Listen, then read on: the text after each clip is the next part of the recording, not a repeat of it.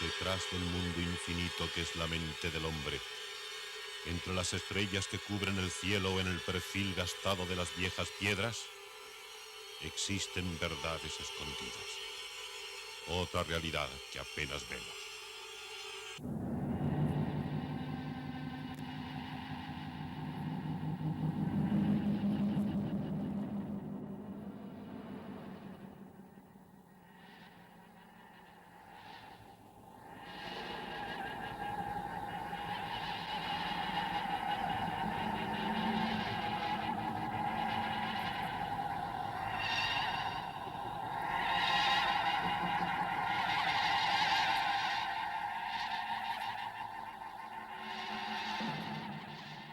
Buenas noches.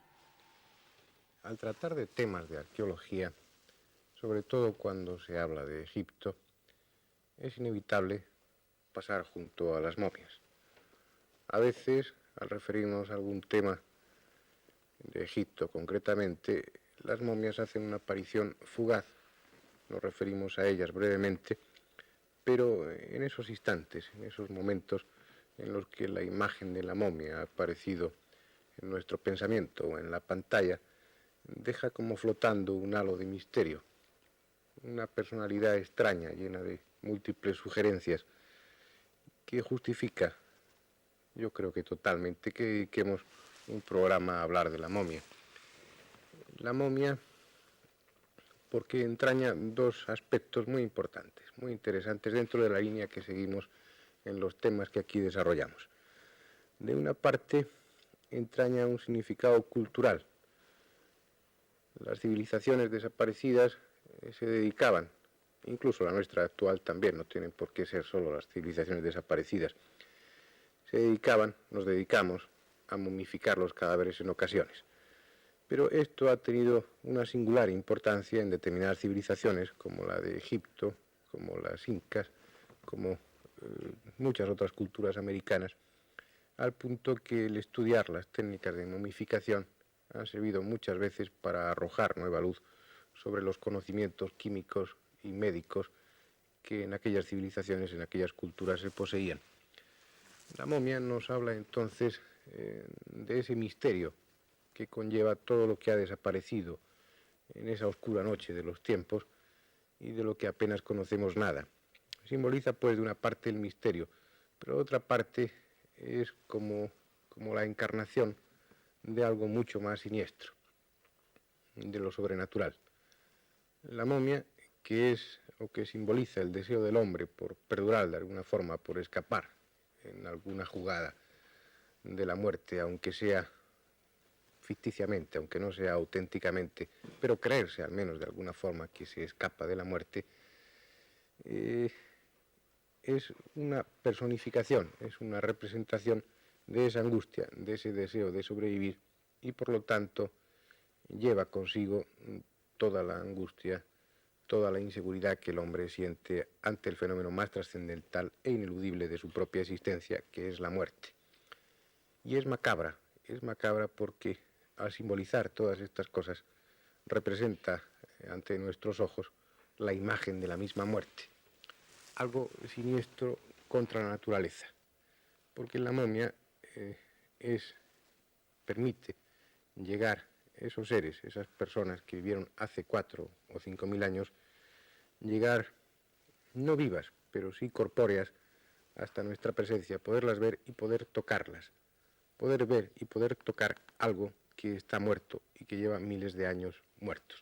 Todas estas sugerencias explican, sin ningún esfuerzo, que la momia haya sido un personaje que habitualmente los escritores, los autores de cómics o los realizadores de cine hayan incorporado a ese vasto campo de personajes que componen el género del terror. La muerte es una etapa más, aparentemente la última. Sin embargo, solo es una transformación. Los elementos que temporalmente han permanecido unidos, permitiendo ese desequilibrio, esa mutación constante que es la vida, vuelven finalmente al reposo. Un reposo que es solo aparente, ya que todos esos elementos químicos que integraban el cuerpo entran a formar parte de nuevo en otros seres vivos, en ese renacer constante que es la naturaleza. La unidad, ese conjunto de elementos orgánicos que constituyen la apariencia física de la persona, normalmente se rompe. Desaparecen músculos y tejidos, y de la apariencia física que tuvo la persona en vida no queda nada. No obstante, la naturaleza a veces trata de paliar esa destrucción, trata de dar una compensación al hombre y con frecuencia proporciona casos de momificación espontánea. Se podría decir más, se podría decir que en Egipto el proceso de la momificación se debe en gran parte a las condiciones del suelo y del clima, casi más diría yo que al esfuerzo de los embalsamadores. Los incas también lo sabían y confiaban más en el clima que en el tratamiento químico del cadáver, ya que se limitaban a la extracción de las vísceras, dejando al terreno, que es muy rico en sal, y al aire seco de la región, la tarea de momificar. Si el ambiente es cálido y seco y el terreno es arenoso, los tejidos del cadáver se desecan y la putrefacción no sigue adelante, quedando el cuerpo y la cara con su aspecto natural, aunque la piel se transforma en una especie de cuero seco y rígido. Pero volvamos a la momia egipcia. Deberíamos de comenzar por la etimología. La palabra momia deriva de un vocablo árabe, mumilla, que significa asfalto. Y está justificado el término porque el asfalto se empleaba a veces en demasiadas cantidades para los procesos de embalsamamiento y de momificación en Egipto. Sea como fuere, el término asfalto, el término mumilla, se asoció a todo el conjunto, al cadáver embalsamado. Y momias se empezaron a llamar desde hace un tiempo incalculable, pero el vocablo sin duda adquirió su enorme fuerza precisamente en el siglo XIX, cuando se puso de moda toda la egiptología. El asfalto, que como ustedes saben, en la antigüedad tenía fama de poseer virtudes curativas, de poseer alguna utilidad terapéutica, se puso también de moda en el siglo XIX. Y se dio la paradoja, se dio el caso anecdótico de que se empleaba como un medicamento reservado, por supuesto, para personas ricas, dado su enorme coste, unos polvos que, según los farmacéuticos de entonces, estaban obtenidos por la pulverización de las momias de los faraones. Es pues un siniestro medicamento. Para hablar de las momias egipcias deberíamos de plantearnos el porqué de esta necesidad. ¿Por qué el hombre de aquella época, por qué en la cultura egipcia existía como un deseo llevado hasta los últimos extremos por los faraones de que su cuerpo fuera momificado y permaneciera íntegro, permaneciera inaccesible a los saqueadores de una parte y a los elementos de otra? La explicación es sencilla. En toda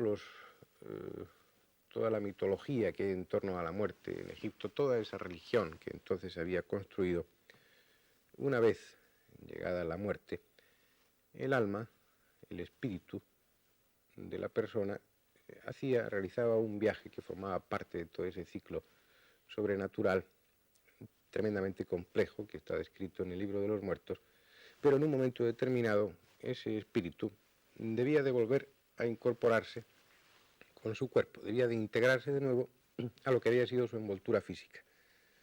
¿Cómo conseguir esto si el cuerpo, a esas alturas, pasados esos meses que el alma necesitaba de viaje espiritual, se habría destruido, se habría desintegrado por efecto de la putrefacción y de la disolución consiguiente? La única forma de evitarlo era por unos medios artificiales conseguir que ese cadáver, que ese cuerpo, permaneciera lo más íntegro posible. La técnica a emplear sigue siendo en gran parte un misterio. Sin embargo, Herodoto, el historiador griego, que muchas veces nos solucionaba problemas referentes a la historia de Egipto, con esa versión de primera mano que él pudo recoger de algunos sacerdotes de las últimas dinastías, Heródoto nos explica por lo menos lo más importante, lo más esencial de esta técnica. Lo primero era extraer el cerebro, o parte del cerebro, mediante unos ganchos curvos, atravesando las fosas nasales, la lámina cribosa del etmoides, llegando al cerebro y sacando, no todo, puesto que no era posible con esa técnica, pero sí gran parte. Y se llenaba el resto con un líquido conservador.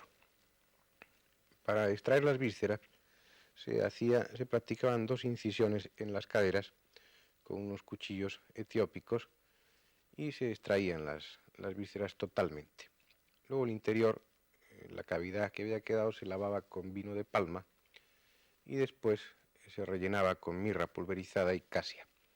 Una vez hecho esto, se volvían a cerrar las incisiones y el cadáver, así preparado, se metía en un baño de agua con sal durante 70 días.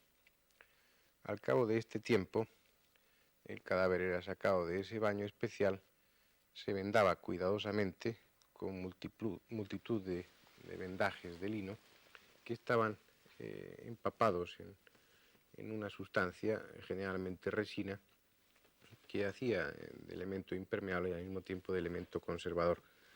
Después de esta preparación, el cadáver ya estaba en condiciones de ser introducido en el sarcófago.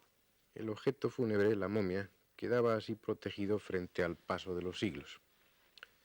Esta, por ejemplo, es la momia de la reina Isincobiu, que fue esposa de un faraón de la 21 dinastía.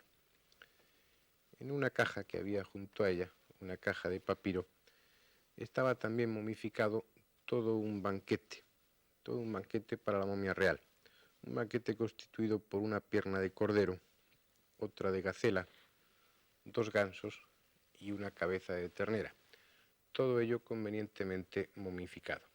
La momificación, como ven, no alcanzaba solo a los personajes reales, sino que también servía para preparar un suculento banquete en ese largo periplo que tenía que emprender la momia real después de la muerte, dentro de todo ese complejo, esa compleja serie de ceremonias y de rituales que seguía el espíritu unido al cadáver. También se momificaban animales. Ya saben ustedes que, y está recogido en toda la iconografía de la cultura egipcia de entonces, había una serie de animales que eran considerados como sagrados. Por ejemplo, esta fotografía está representando al gato, que era un animal sagrado entonces, y al halcón, el halcón que personificaba a Horus, como ustedes también recuerdan. Y también momificaban los cocodrilos.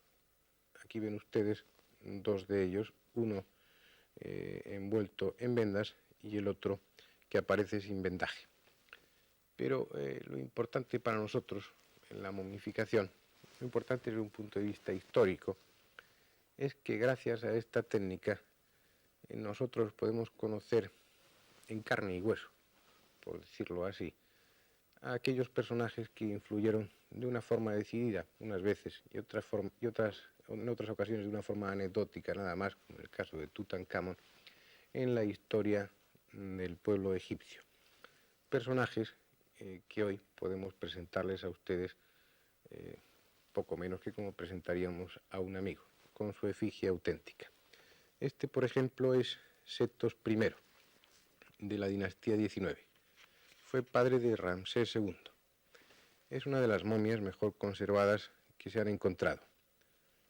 Su rostro ofrece además un aire de serenidad y de nobleza que el paso de los 3000 años que tiene esta momia ha respetado. Mucho más siniestro es el aspecto de esta otra momia. Es Tau Aquen III, de la dinastía 17. Todo el horror aparece reflejado en esos rasgos contraídos, en los que aparece una angustiosa agonía. El examen anatómico, el examen forense de esta momia pudo hacer entender el porqué de ese aspecto tan desagradable, puesto que tenía no menos de 5 heridas entre hacha de combate y lanza. Con toda seguridad murió en el campo de batalla y lo embalsamaron muy precipitadamente. Un aspecto mucho menos desagradable es el que ofrece la princesa Sitanebasru, que fue en vida una sacerdotisa de Amón y que con toda probabilidad es una de las momias mejor conservadas. Fue estudiada por el anatomista Dr. Elliot Smith. Murió joven, probablemente bella, y sus facciones hablan de arrogancia, de sensualidad, facciones que hoy, con casi 3000 años encima, no son sino una siniestra caricatura. Esta otra serie de fotografías está recogida de un libro de Ceram y es interesante porque nos permite ver las distintas envolturas que protegían a la momia. En realidad no se trata de la momia de un personaje muy importante. Es Wat, uno de los administradores del canciller Mequeterre de la 11 dinastía, lo que le da una antigüedad, según la historia y la arqueología clásica, de unos 4000 años, probablemente son muchos años más. En esa primera foto se ve la momia tal como se encontró, envuelta con un gran lienzo, un lienzo descolorido y que en su principio era rojo. En las dos fotografías siguientes verán ustedes que gracias a los rayos X se pudo realizar, sin necesidad de destruir las vendas, el vendaje, una radiografía de la momia y comprobar así que ocultos bajo los vendajes había una serie de collares y una serie de joyas que, por supuesto, y sobre todo por interés arqueológico, obligaron a destruir ese vendaje para tener acceso a esos amuletos que tenían o que podían tener una gran importancia. Al quitar el lienzo más superficial, quedó al descubierto el pectoral, ustedes lo ven ahí, y la mascarilla de escayola de la momia. Después, en la siguiente fotografía, se ve ya la primera capa de vendas que fue tratada químicamente con resinas que tienen ese aspecto tan oscuro que ustedes ven ahí. Después de quitadas esas vendas, aparecieron los primeros collares. Ahí ven ustedes uno de ellos. Y finalmente, después de quitar esa capa de vendaje, apareció el cuerpo, es decir, las vendas más apretadas que estaban en íntimo contacto con el cuerpo, que envolvían directamente a la momia. En total, para preparar esta momia se utilizaron más de 400 metros cuadrados de lienzos. Todo este material, todas estas telas, toda esta técnica puesta al servicio de algo que la naturaleza hace a veces gratuitamente y con prodigalidad. Esta es la ciudad de Guanajuato, en México. Tiene unos 40.000 habitantes. Fue conquistada por Nuño Beltrán de Guzmán en 1529. Es una población pintoresca, con gran sabor colonial y célebre desde antiguo por sus ricas minas de plata. Sin embargo, el motivo para hablar hoy de Guanajuato es más extraño, más siniestro. Esta ciudad tiene uno de los museos más inquietantes del mundo. Un museo de momias que en la actualidad cuenta con unas 150 piezas. La momificación en esta región de México se produce de una forma espontánea y no suficientemente clara, ya que de dos cadáveres enterrados, uno junto al otro, es frecuente que uno de ellos se momifique y el otro no. Las momias que se contiene este museo son momias recientes. La más antigua tiene apenas 100 años. Y es esta proximidad en el tiempo, sus ropas similares a las nuestras de ahora, lo que las hace más siniestras. Son unas momias naturales, pero parecen gritar. Parecen lanzar alaridos sordos, lamentos de ultratumba que nadie oye. pero que al espectador le resultan aún más estremecedores por su silencio. Parece como si las momias de Guanajuato simbolizaran cuanto de horrible y trágico tiene la imagen de la muerte para el hombre.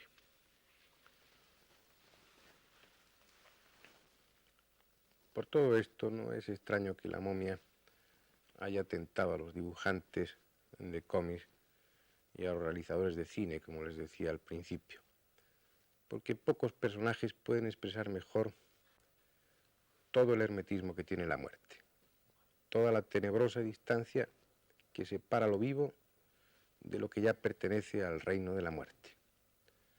Sobre el papel tintado de los cómics o en la pantalla de la mano del inefable Lon Chaney.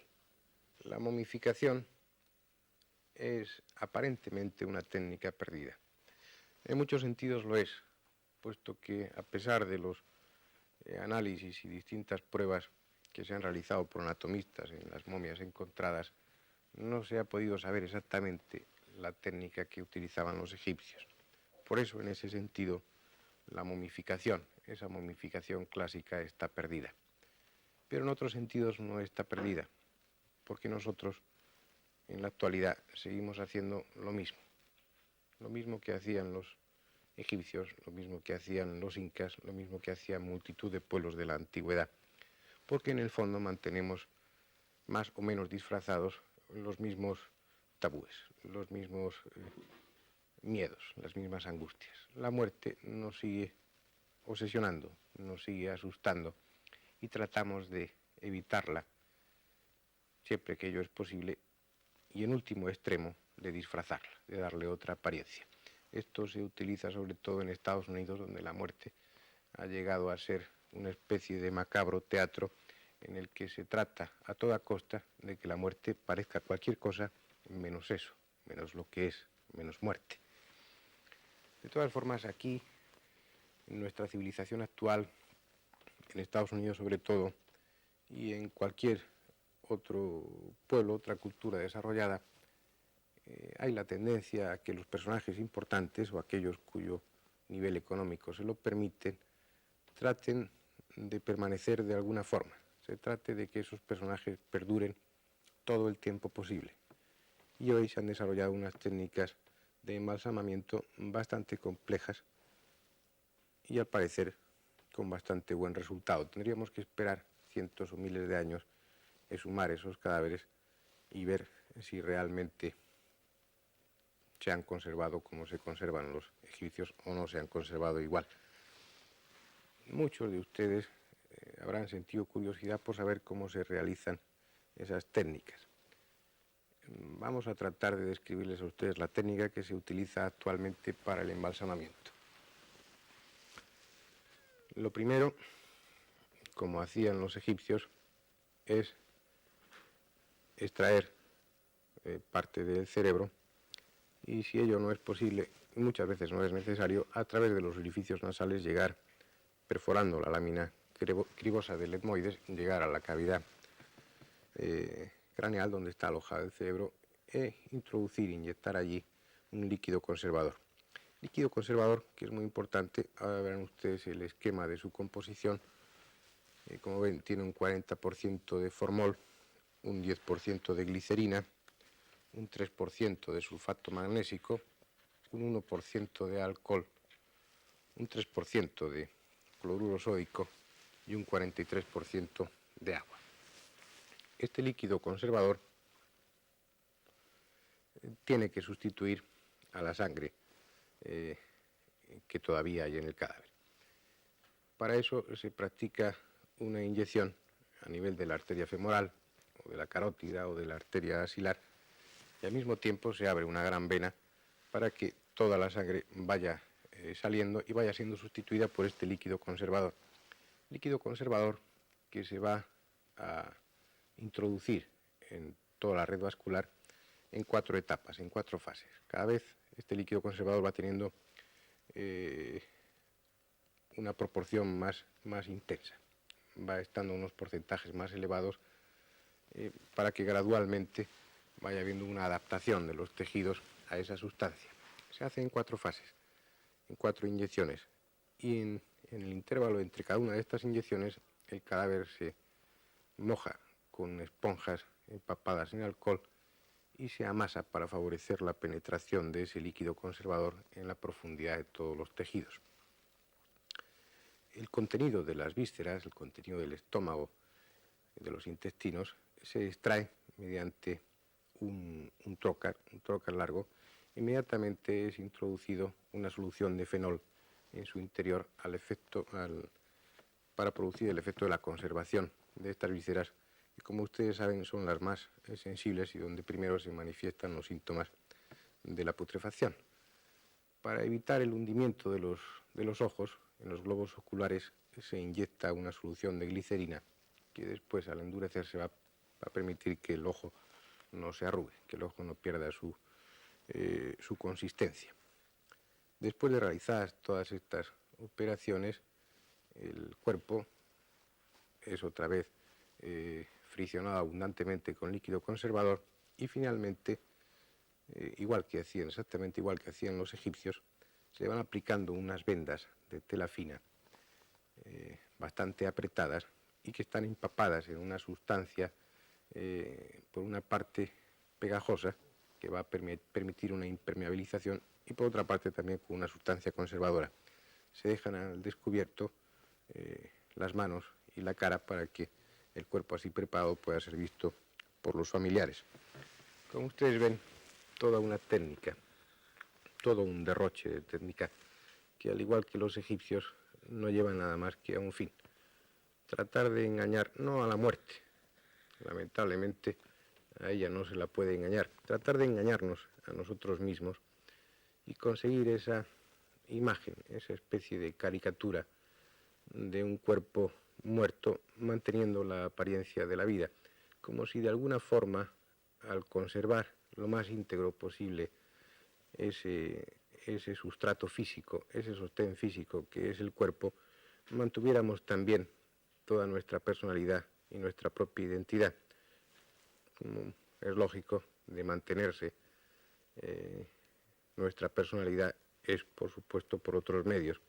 Pero hemos llegado a convertir de esta forma, igual que hicieron los egipcios sin proponérselo, a la muerte, a nuestra angustia, a nuestro sentimiento de inferioridad, de impotencia frente a un fenómeno como es el de la muerte, y realizar estos macabros experimentos, realizar estas momias, hemos conseguido simbolizar en ellas, simbolizar en las momias, no nuestro triunfo sobre la muerte, sino una especie de engendro monstruoso, siniestro, que se vuelve hacia nosotros no como una esperanza, sino como una amenaza.